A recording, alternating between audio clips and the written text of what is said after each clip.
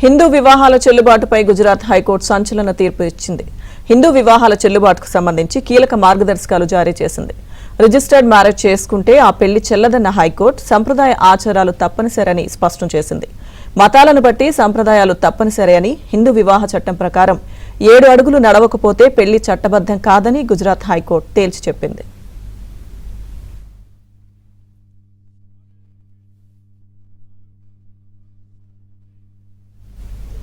ఓ case విషయంలో తమ మధ్య ఎలాంటి సంప్రదాయ వివాహ ఆచారాలు జరగలేదని మహిళా కోర్టు అంగీకరించడంతో లండన్ నివాసి అయిన ఒక యువకుడికి అనుకూలంగా తీర్పునిస్తూ ఆ వివాహం చెల్లదని కోర్టు ప్రకటించింది.